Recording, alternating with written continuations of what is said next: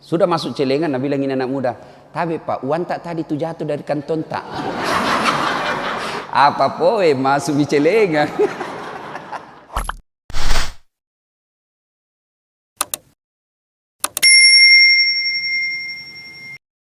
Wahai orang-orang yang beriman, masuklah engkau ke dalam Islam secara sempurna, bukan Islam pencitraan, bukan Islam pilwali. Ini dekat-dekat lagi pilwali, calon-calon biasanya penampilannya kalah ustad, pakai sorban, pakai gamis, luar biasa. Islam pencitraan, jangan Islam seperti itu. Islamlah secara benar. Wala tattabi'u khutuwatis syaitan, dan janganlah engkau ikuti langkah-langkah setan, karena sesungguhnya setan itu musuh yang nyata bagi kalian. Musuh kalian bukan polisi, musuh kalian bukan pemerintah, musuh kalian bukan ulama, musuh kalian kata Allah adalah setan, di mana setan itu musuh yang nyata bagi kalian. Dan pada saat seperti ini kita dalam masjid, jangan pikir tidak ada setan yang berkeliaran di tempat kita ini. Nah, ibu bapak, saudara-saudara sekalian, Pak Ismu, Ketua Takmir Masjid Nurul Majid Gumer, Gunung Merapi, yang insya Allah dimuliakan dan dirahmati oleh Allah Subhanahu wa Ta'ala. Dunia ini ibarat taman, dan dia akan bagus kelihatan. Taman ini akan cantik kelihatan kalau ada bunganya. Witawa luasnya pekarangannya Ustaz, tamannya luasnya, tapi tidak ada bunganya. Cantik apa tidak? Tidak.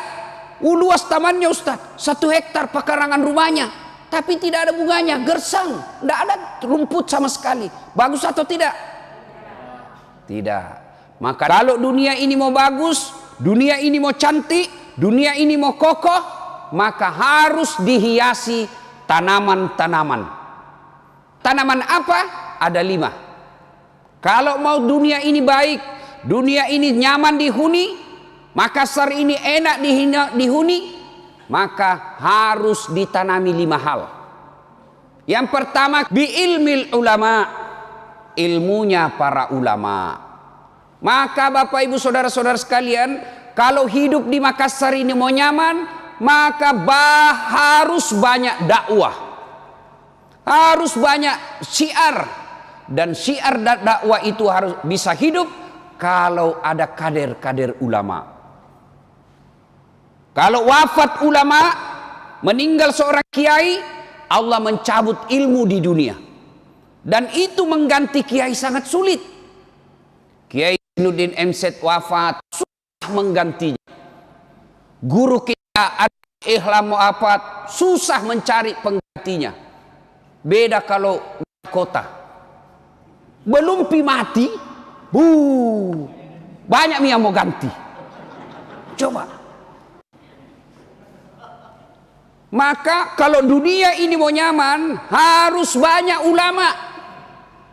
Bapak-bapak silahkan ajari anak ilmu kedokteran, kasih masuk fakultas teknik, kasih masuk tentara, kasih masuk polisi, kasih masuk STPDN, sekolah-sekolah pejabat. Tapi sayang kalau anak tidak tahu paham agama. Anak jadi anggota DPR bagus, anak jadi dokter spesialis hebat, anak jadi kontraktor bagus, tapi kalau tidak ada agamanya, tenah harapan. Coba, kalau mati ki ibu, siapa doakan ki? Siapa?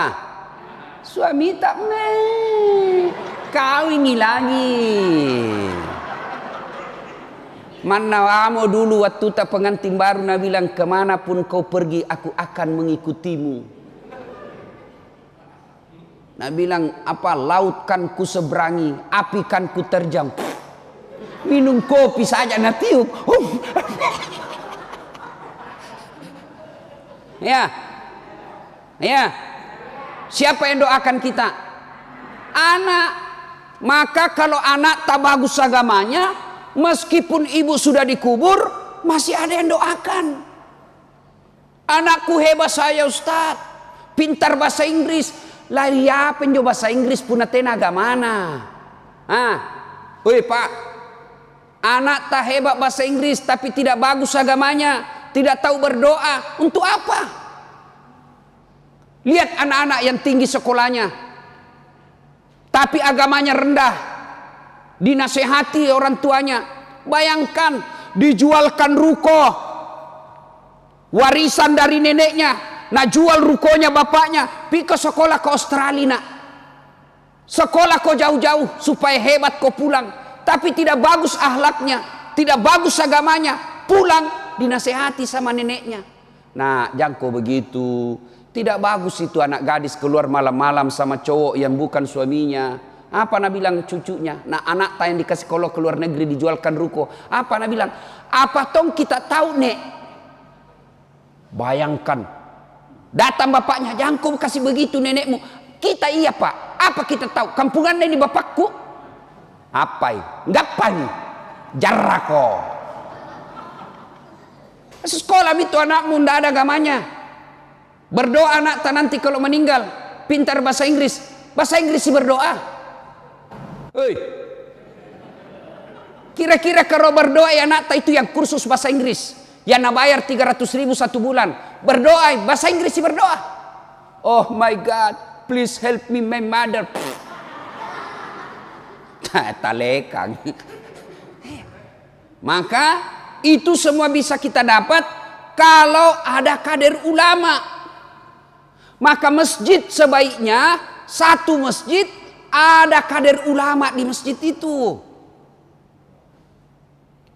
Setiap masjid mestinya ada penceramah yang tinggal di situ.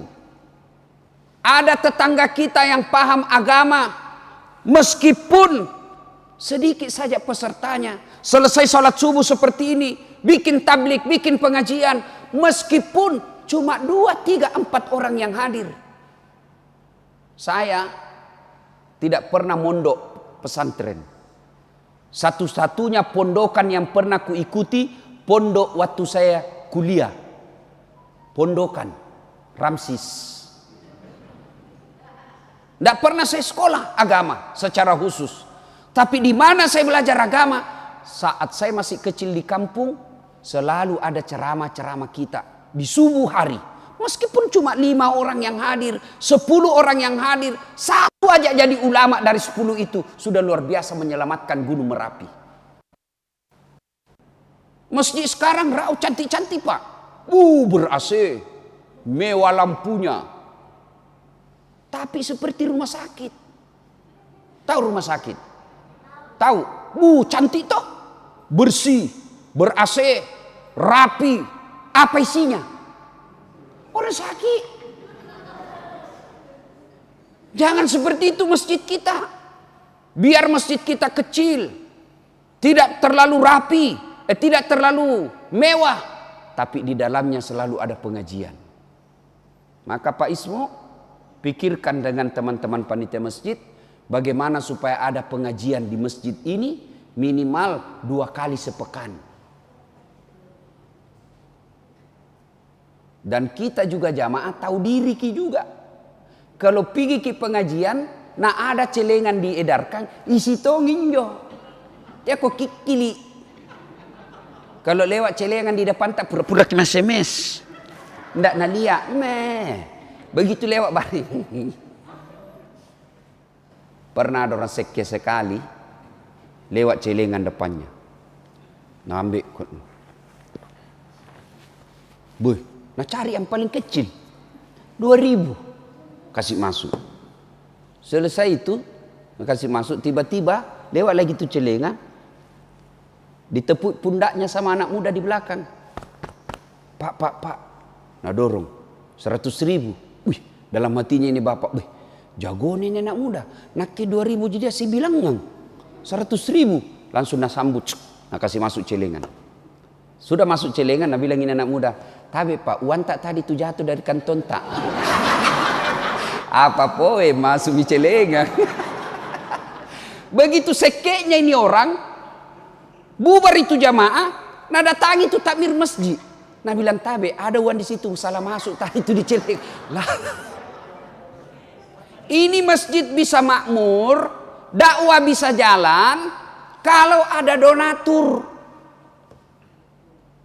Maka ibu bapak ketika datang ke masjid, jangan tomak itu sengaja mau celengan, tapi celengan yang kita mau isi uang 2.000. Nah, masih bagus itu, masih ada 2.000 daripada tidak ada sama sekali. Ya, ibu-ibu pilih mana? Pilih mana? Meskipun 2.000 tapi rutin daripada sekali 1 bulan 10.000. Pilih mana ibu? 2.000 tapi rutin. Kantara sekena. Lihat mangki. Ya mestinya 10.000 rutin. Dan tidak ada orang bangkrut gara-gara sedekah. Nah, ulama penting. Ibu-ibu saya tanya, pernah selama Bapak Ibu jadi penduduk Gunung Merapi, pernah ndak ada kepala dinas kesehatan datang menjelaskan tata cara wudhu? Ada? Pernah ada gubernur yang datang di sini masjid tak menjelaskan syarat-syarat syarat sahnya sholat? Pernah? Lalu dari mana kita dapat itu ilmu? Tentang wudhu, tentang sholat, tentang puasa, tentang haji, tentang zikir, tentang doa. Dari mana kita dapat itu? Dari ulama.